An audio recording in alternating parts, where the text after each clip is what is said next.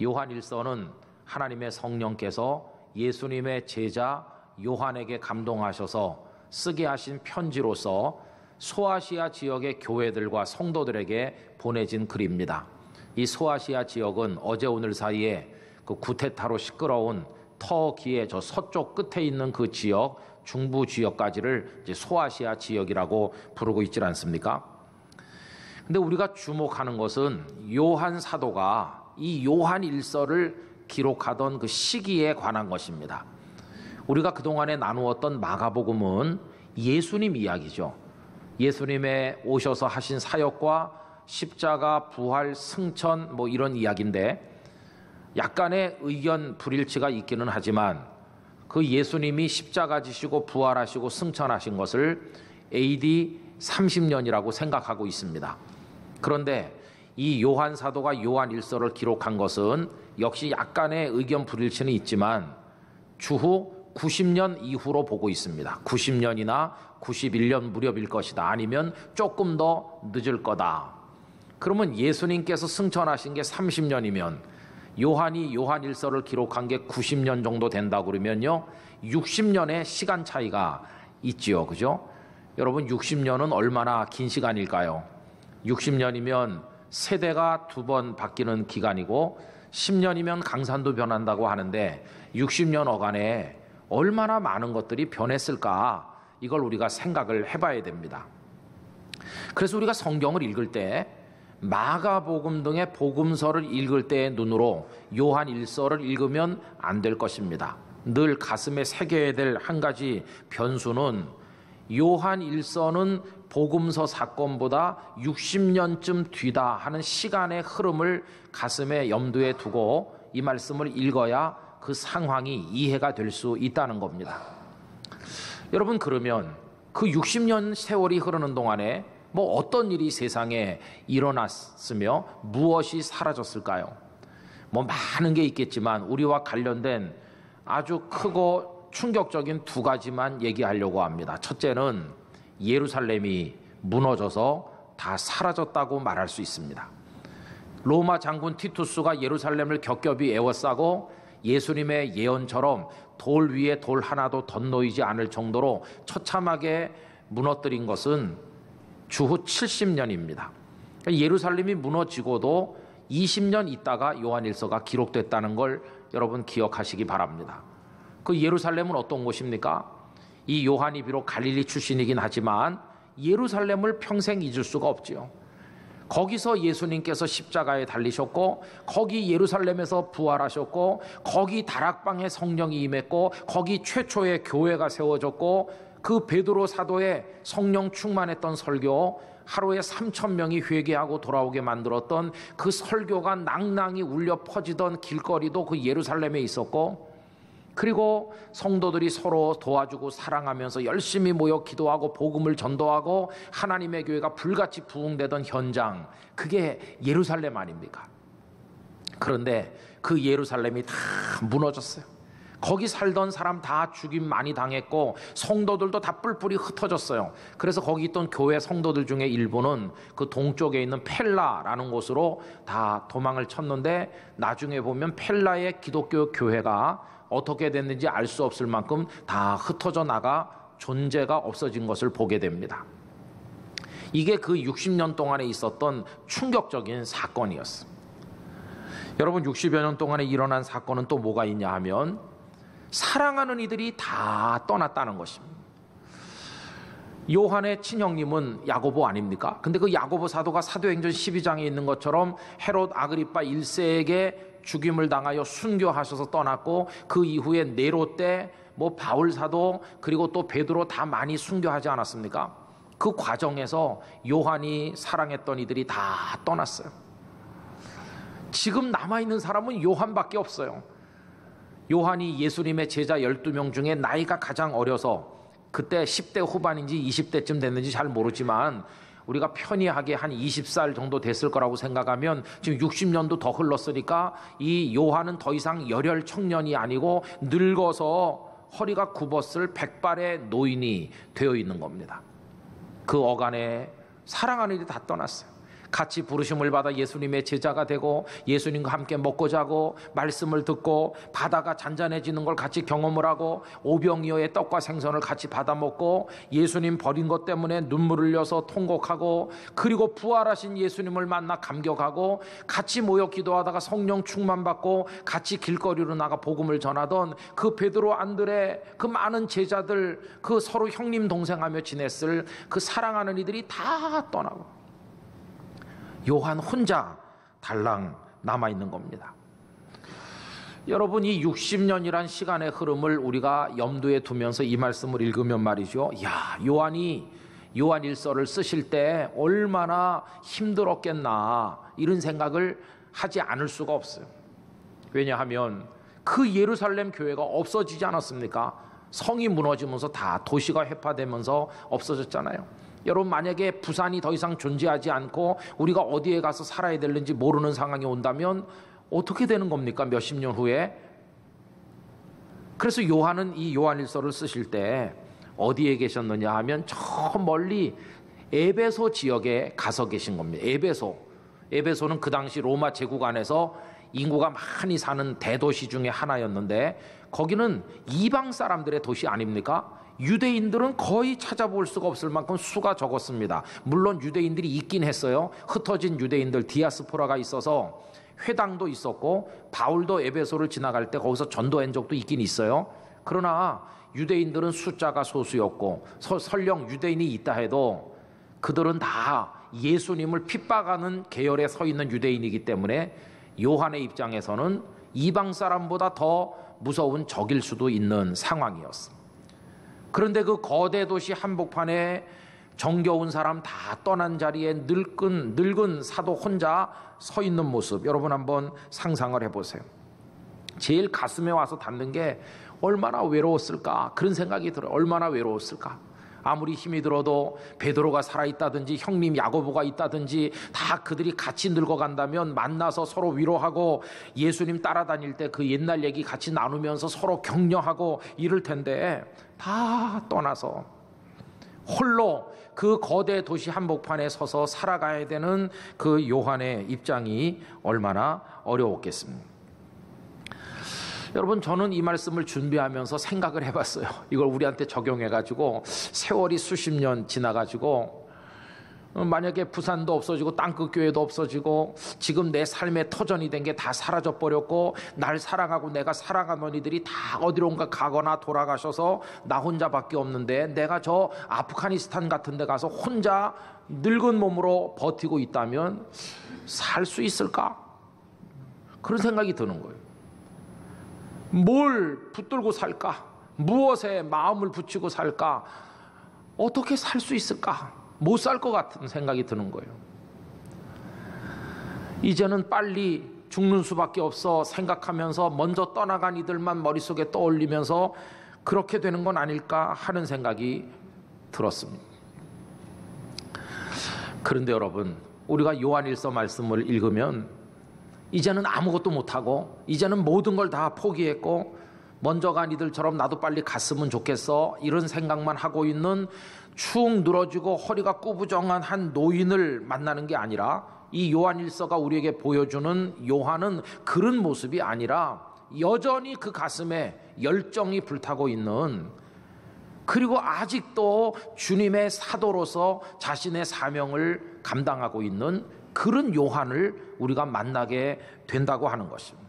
그는 여전히 그 영적으로 죽지 않았고 그의 사역을 멈추지 않고 있는 것을 볼 수 있습니다. 그걸 보여주는 말씀이 오늘 본문에도 여러 군데 있지 않습니까? 여러분 3절 앞부분에 보면요, 우리가 보고 들은 바를 너희에게도 전함은, 이렇게 말하죠. 전하고 있어요. 지금도 그 나이가 많은 상황에서도 요한은 계속 전도를 하고 있다는 겁니다. 4절에 보면 우리가 이것을 쓰면, 뭔가를 계속 기록하고 있어요. 계속 입으로 말하고 계속 글로 써서 사방에다가 전하는 복음의 사역이 여전히 왕성하게 이루어지고 있으니 그는 아직도 활동적이고 영향력 있는 주님의 노사도로 의연하게 서 있는 것을 우리가 볼 수 있습니다. 그럼 도대체 이런 어려운 상황 속에 있는 요한에게 무엇이 힘이 되어 그 노고를 이끌고도 그 사명을 계속 감당하도록 그에게 힘이 되었을까? 그 힘은 어디서 온 것일까? 그 비결이 도대체 어디 있는 것일까? 이렇게 질문을 하게 될 때 여러분, 그 비밀은 여기 있습니다. 다 사라졌어요. 예루살렘이라는 도시도, 예루살렘에 있던 교회들도, 사랑하고 정든 모든 이들도 다 뒤로 사라지고 없지만 아직도 사라지지 않는 게 있고, 바로 그것들을 통해서 요한은 힘을 가지고 있다는 것이에요. 그럼 도대체 사라지지 않은 채로 요한 곁에 계속 힘이 되고 있는 건 뭡니까? 한마디로 말하면 주 예수 그리스도 주님이시라는 것입니다. 여러분, 오늘 본문 1절을 우리 다 같이 한번 읽어보도록 하십시다. 태초부터 있는 생명의 말씀에 관하여는 우리가 들은 바요, 눈으로 본 바요, 자세히 보고 우리의 손으로 만진 바라, 이렇게 말했죠. 거기 한번 자세히 다시 보세요. 태초부터 있는 생명의 말씀, 생명의 말씀이 있는데 그 말씀을 우리가 들었다. 이거는 자연스럽죠. 소리를, 말을 귀로 듣는 거 이거 당연하잖아요. 근데 그 다음부터는 조금 이상하죠. 눈으로 봤다고 그러고 손으로 만졌다고 그러잖아요.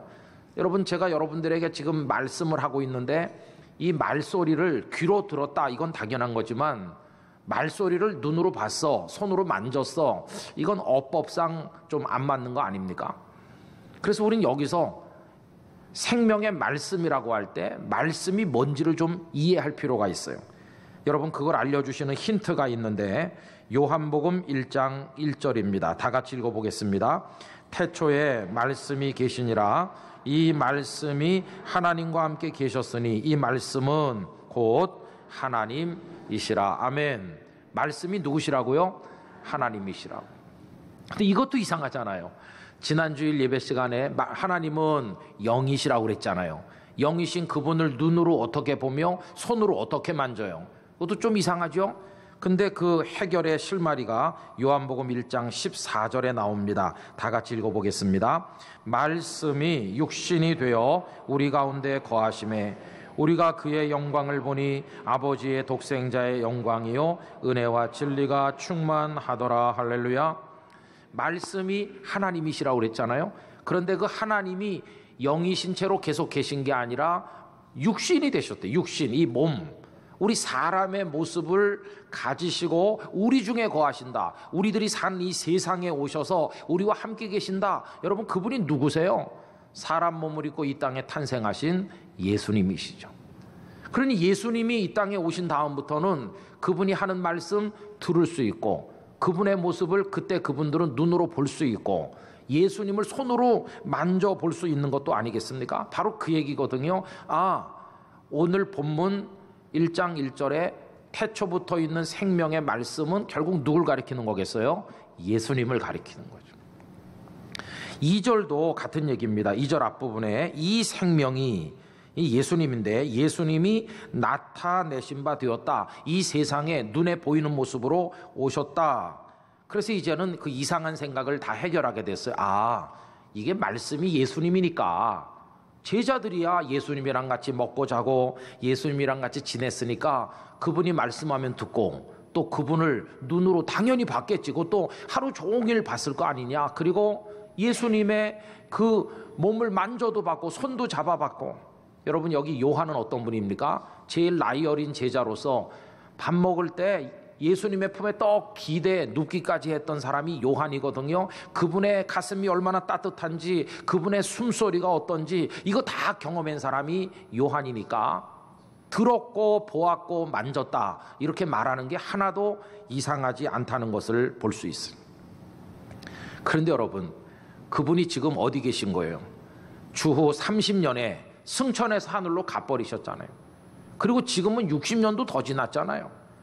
그런데 그 예수님이, 과거의 예수님이 지금 요한에게 어떻게 관련을 맺고 계신가 하는 겁니다. 여러분, 1절로 다시 돌아가서 눈으로 자세히 보세요. 거기 뭐라고 그랬습니까?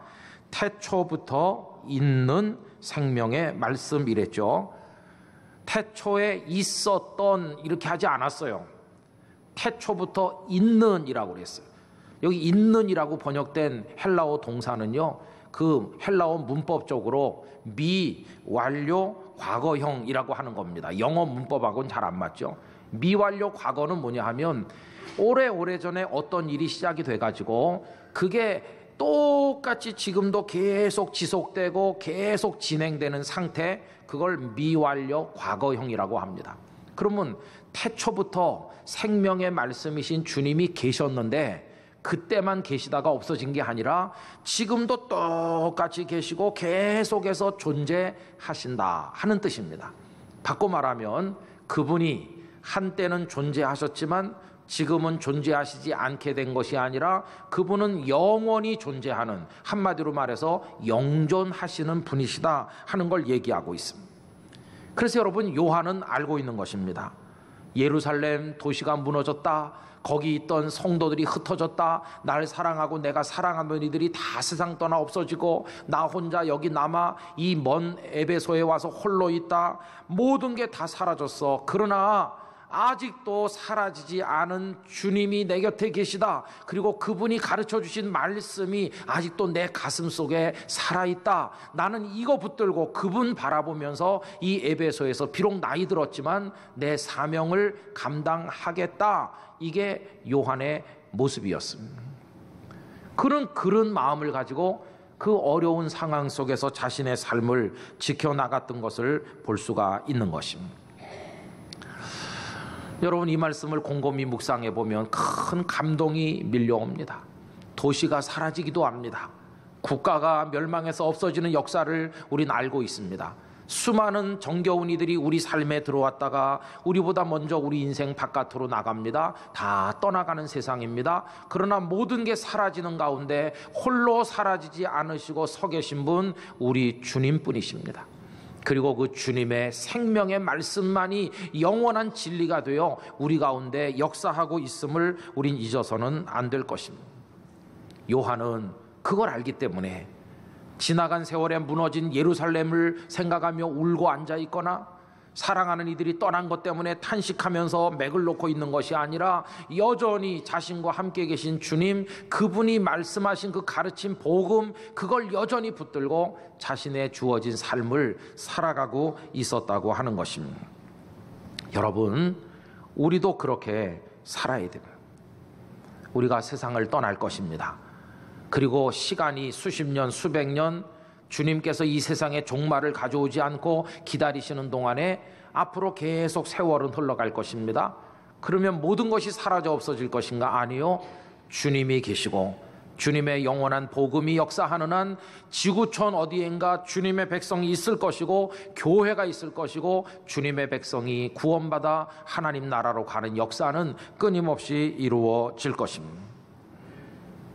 주님이 하늘로 올라가시고 60년이나 지난 후에도 요한이 그 믿음 가지고 에베소에서 버티면서 그것을 전해주고 있었던 것처럼 요한 이후 1900년 세월이 흐른 이 시대에 우리가 살고 있는데 우리도 똑같이 요한이 믿던 믿음을 가지고 요한이 바라보던 주님을 바라보며 오늘도 요한이 믿던 그 말씀 우리도 믿으면서 여기 살고 있지 않습니까?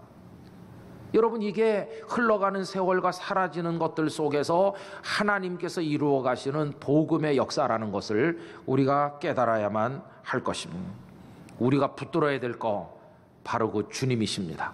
그 주님의 복음을 붙들고 오늘 이 시대를 살아가는 우리 모두가 돼야 될 줄로 믿습니다. 사라지는 것들은 우리를 붙들어 줄 수가 없어요. 흔들리는 것들을 우리를 지켜줄 수가 없어요. 내가 파도에 뒤집어지려고 하는 배에 지금 타고 있는데 거기서 뭘 붙들겠습니까? 거기 뭐 노를 붙들고 돛대를 붙들고 뭘 붙들어도 통째로 뒤집어지는 마당에 어떻게 우리를 지켜줄 수 있겠습니까? 풍랑 이는 바다 위에 그 배는 우리를 붙들 수 없어요.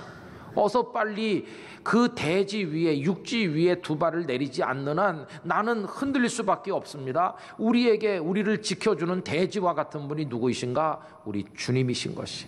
그 주님만을 붙들고 나가야만 할 것입니다. 그래서 이 요한 일서는 우리에게 놀라운 가르침을 줍니다.